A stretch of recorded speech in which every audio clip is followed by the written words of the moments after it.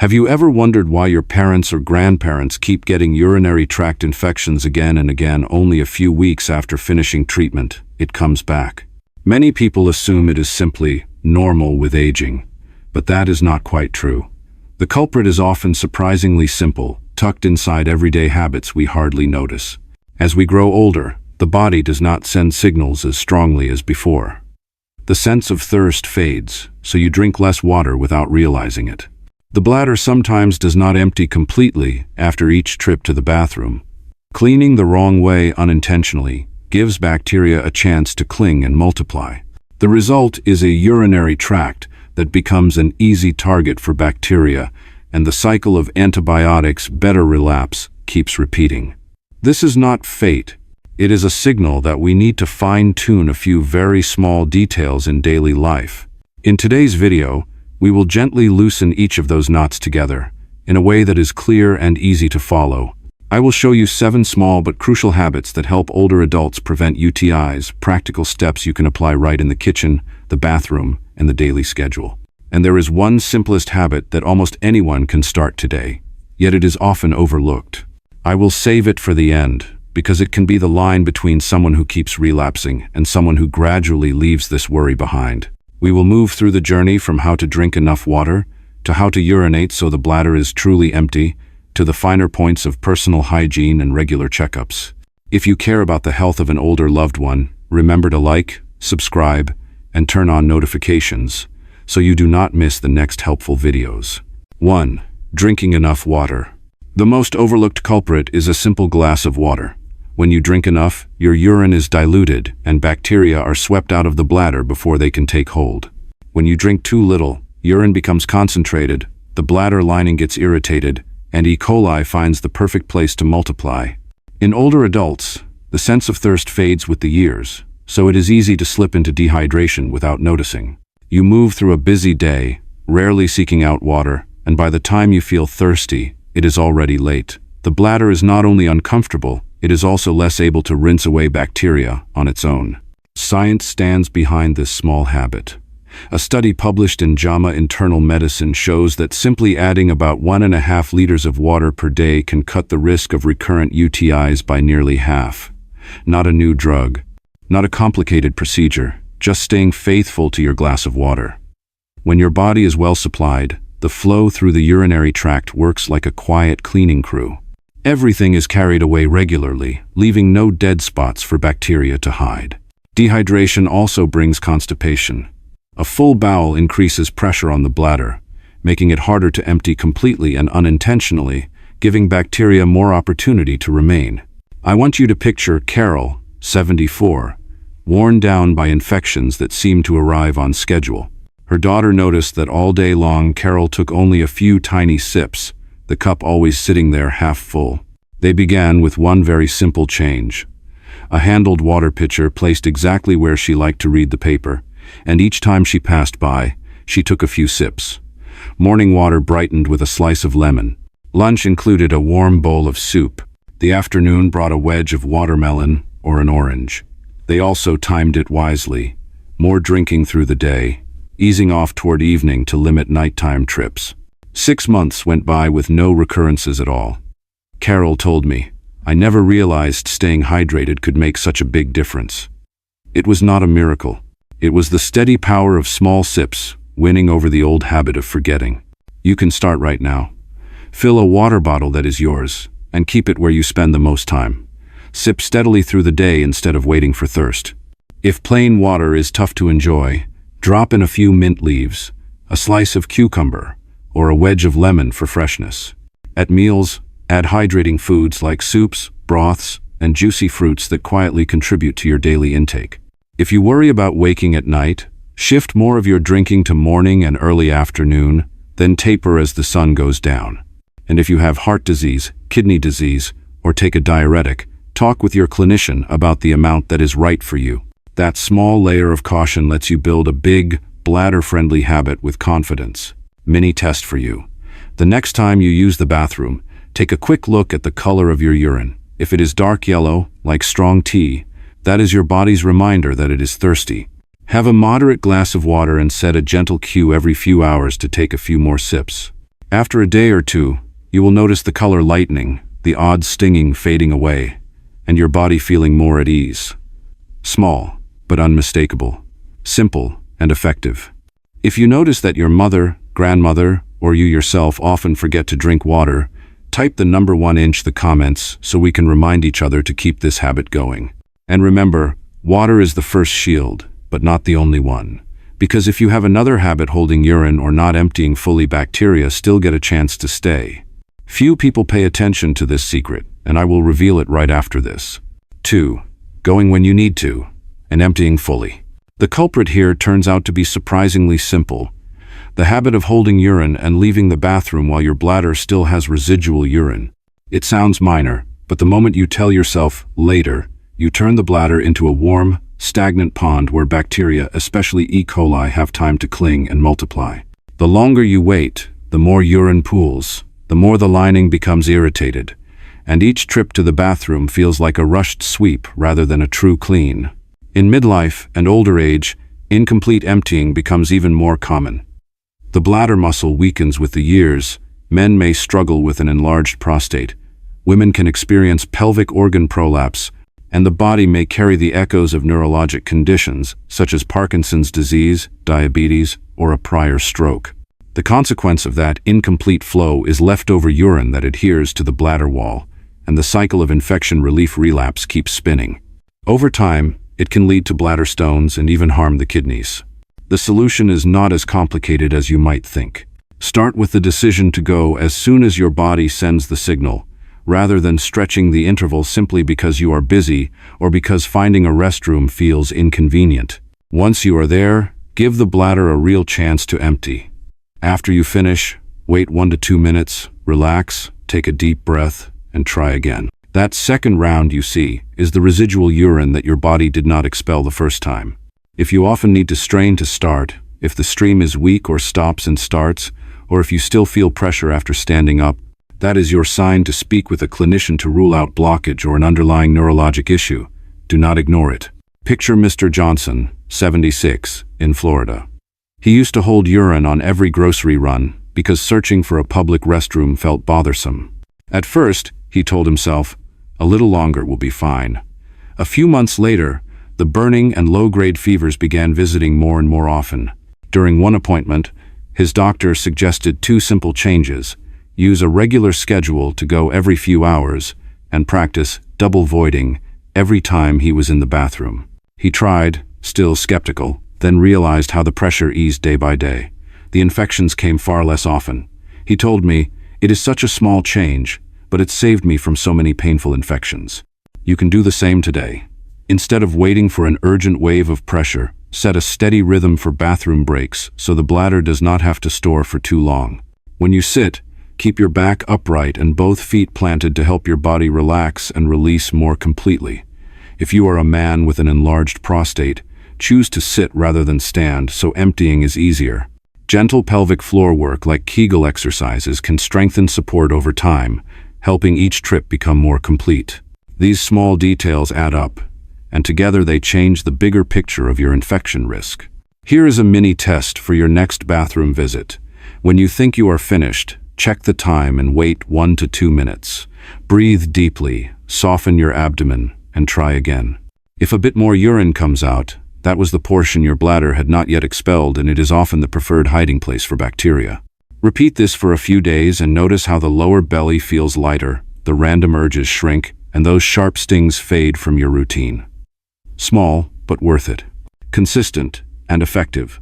If you have ever held urine out of embarrassment or busyness, type the number 2 in the comments as a promise to yourself. From today, go as soon as you need to and go completely. And remember, even if you drink enough water and keep a good schedule, there is still a quiet reason UTIs can return hidden in the way we clean ourselves each day. What is it? We will open that door in the next part. 3. Proper hygiene. The culprit here is so small that it is easy to overlook, a hygiene habit that seems harmless. One wrong wiping motion, one heavily scented bar of soap, or the long, soothing soak you love can quietly open the door for bacteria to climb into the urinary tract. E. coli from the anal area can move quickly, and in older women, the urethra is shorter, so that distance becomes even shorter. The skin in the intimate area grows thinner and drier with age, more easily irritated, and the natural barrier weakens. With that, a single accidental moment becomes a ready-made launchpad for infection. When you wipe from back to front, you unintentionally pull bacteria in the exact direction of the urethra. When you use strongly scented soaps, the chemicals disrupt the balance of healthy bacteria and the natural pH, leaving the lining sensitive, stinging, and prone to tiny micro-tears, small openings that are more than enough for bacteria to latch onto. Lingering in a bathtub may feel relaxing, but warm water and prolonged foaming leave the skin waterlogged, the protective layer washed away, and the path open for troublemakers. In older adults, the body's protective reflexes are already reduced, so a single small misstep can tip into a full-blown infection. I want you to hear Linda's story, 72, in Texas. For years, she believed that the more fragrance, the cleaner, so every shower came with a heavily scented soap. She also rushed through bathroom breaks, wiping on autopilot without noticing the direction. UTIs came back so often that she dreaded them.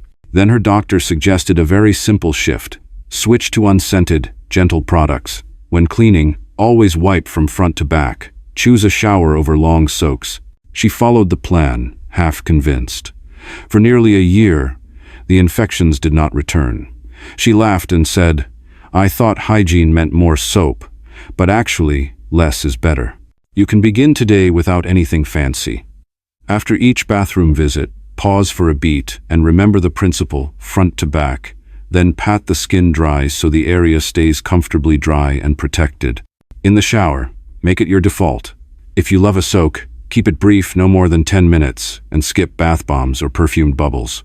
For the intimate area, warm water is often enough. If you need a cleanser, choose one that is fragrance-free and free of harsh surfactants. On days when you sweat or after activity, change out of damp clothing promptly and pat dry before dressing so bacteria do not get a warm, moist environment to flourish. If you use pads or incontinence products, do not leave them on too long. Change them on time so skin is not in prolonged contact with urine.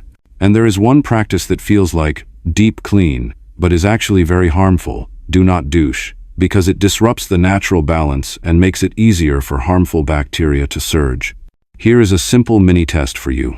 At your next bathroom break, ask yourself, which direction did I just wipe? If you have to think about it, this is your moment to reset the habit. After your shower, bring your hand to your nose. If a strong scent lingers, your product may be too harsh. Next time, choose the fragrance-free version. Before getting dressed, gently touch the skin to be sure it is truly dry. Those few extra seconds of patting can make a big difference. If you notice that your mother, grandmother, or you yourself have repeated those small hygiene mistakes, type the number 3 in the comments so we can remind each other to change together. And even when hygiene is on point, there is another factor few people think about that can quietly raise UTI risk sitting right on your skin in the clothes you wear every day. How can a pair of pants ignite an infection? We will unpack that in the next part. 4. Choosing breathable clothing. This time, the culprit sits right on your skin, that seemingly harmless pair of underwear. When the fabric is tight and non-breathable, moisture gets trapped, heat builds up, and the intimate area turns into a warm greenhouse where bacteria thrive. You may bathe well, clean correctly, and drink enough water. Yet if you spend the day wrapped in a fabric that does not breathe, those efforts can be undone. In older adults, the skin is thinner and more sensitive, more easily irritated and abraded, and each tiny micro-scratch becomes a small doorway for bacteria to slip toward the urinary tract. Even at night, if clothing is too confining and air does not circulate, humidity lingers and gives bacteria a reason to stay. The answer is not complicated. Let the skin breathe. Cotton is like an open field with a light breeze. It absorbs sweat, releases heat gently, and helps the surface stay comfortably dry. Synthetic fabrics such as polyester or nylon behave like a thin plastic wrap, holding sweat and heat close to the skin. When you sit for long stretches, walk under a hot sun, garden, or do a light workout, the contrast between these fabrics becomes obvious. Breathable cloth keeps the area dry in a smart way, while synthetics allow moisture to pool, disrupt the skin's pH, increase friction, and quietly inflate the risk of UTIs hour by hour. Meet Robert, 79, in California.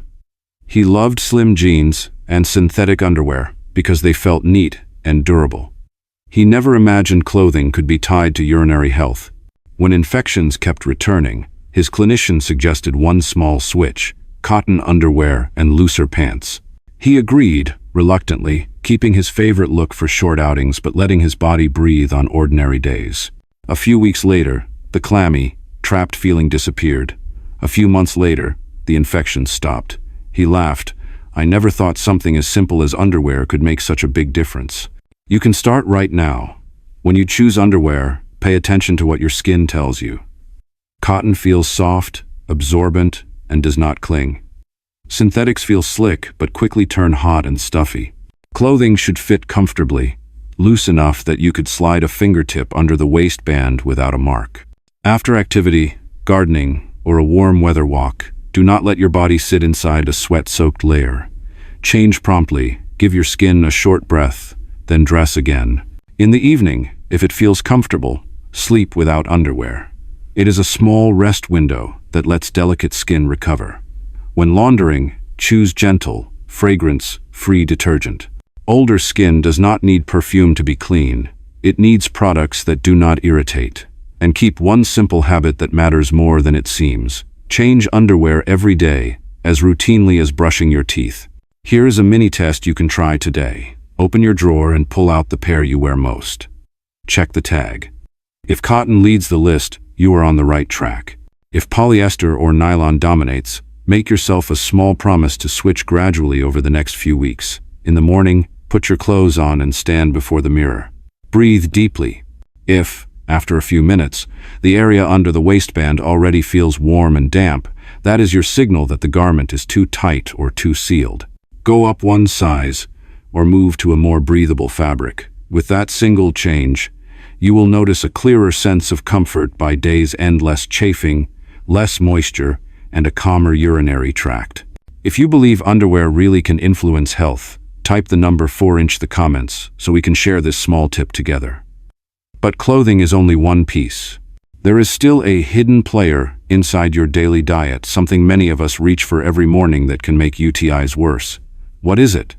We will open that door next. 5. Limiting alcohol, caffeine, and irritants. This time, the culprit hides inside very familiar habits. The morning cup of coffee, a strong brew of tea, a cold soda, the evening glass of wine, and even those clean-smelling hygiene products. For a bladder that has grown delicate with age, these seemingly harmless choices can act as quiet irritants. Caffeine pulls water out of the body, sending you to the bathroom more often while leaving you dehydrated, with urine that becomes more concentrated and a bladder lining that is rubbed again and again. It also makes the bladder muscle contract more frequently, creating urgency and leakage, and it opens the door for bacteria to take advantage when the lining is already irritated. Alcohol does the same, acting as a diuretic while dulling immune defenses. In older adults, just a few drinks can tip the body into dehydration, lead to night waking to urinate, leave you tired in the morning, and silently raise the risk of UTIs. Even the fresh and clean scent from soaps, scented toilet paper, or intimate sprays can be a bad signal. Fragrance chemicals sensitize the skin, disrupt the natural barrier, and leave tiny irritated spots, small enough for bacteria to settle and multiply. I want you to meet Evelyn, 71, in New York. Every morning began with 2 strong cups of coffee, and there was always a floral-scented roll of toilet paper in her bathroom because she believed fragrance means clean. 1 year brought 3 UTIs, each one a string of burning days, low fevers, and fatigue. Her doctor did not ask for anything complicated, just cut back to 1 cup, make it weaker, alternate with a glass of water afterward, switch to herbal tea or decaf in the afternoon, and trade the scented paper and soaps for unscented, gentle products, labeled hypoallergenic. She was skeptical the first month. In the second month, the sudden urges eased noticeably. By the 3rd month, she smiled and said, "I still enjoy my morning coffee, but now my bladder thanks me." You do not need to give up everything to protect your bladder. You only need to move toward gentler choices. If you rely on the aroma of coffee to start your day, keep it modest, brew it lighter, and always pair it with a glass of water as your safety float. When you raise a glass, treat it as a small pleasure and stop at one small drink for the day. If you have underlying conditions, the safer choice may be to avoid alcohol entirely. For anything that touches sensitive skin, the fewer scents the better. Unscented toilet paper, gentle soaps, and unscented wipes. It is that simple, and it lays the groundwork for your body to defend itself. And do not forget to listen to your own feedback. If, after a certain drink or product, you feel more urgency or more burn, that is a golden clue. Remove it for a few days, watch what changes, and then decide whether to keep it or let it go. Here is a mini test you can do tomorrow. In the morning, pour a cup of coffee that is lighter than usual and set a glass of water beside it. Alternate, a few sips of coffee, then a sip of water. In the afternoon, switch to herbal tea or decaf. Before your shower, glance at the labels in your bathroom. If fragrance stands out on the package, try the unscented version next time. At bedtime, notice whether you wake fewer times to urinate and whether the burning eases. After just 2 or 3 days, your body will send clear signals, a calmer bladder, more continuous sleep, and a real sense of relief. Are you drinking coffee or alcohol every day? If so, type the number 5 in the comments as a reminder to yourself. Starting today, keep them in check so your bladder can breathe. Because even with careful choices at the table, if your body barely moves, the risk of UTIs still lingers nearby. Why does long sitting give bacteria the advantage? We will unlock that in the next part. 6. Staying lightly active. The culprit here is not loud but persistent. A body that sits still for too long. When you barely move, blood flow to the pelvis slows, the fibers of the pelvic floor lose their tone, the bladder becomes lazy, and each bathroom trip leaves a little urine behind. That leftover portion becomes the staircase bacteria climb to settle and multiply. Inactivity also brings constipation. A full bowel presses against the bladder. You feel frequent urges yet struggle to empty completely, and the loop of discomfort, burning, and infection gains another turn. The science is simple. The body is built to move. With just 15 to 20 minutes of walking a day, the risk of UTIs, leakage, and constipation can drop by 20 to 25%. No heavy workouts, no expensive machines. Just steady steps that wake up circulation in the pelvis, reawaken the pelvic floor, and help the bladder contract more effectively.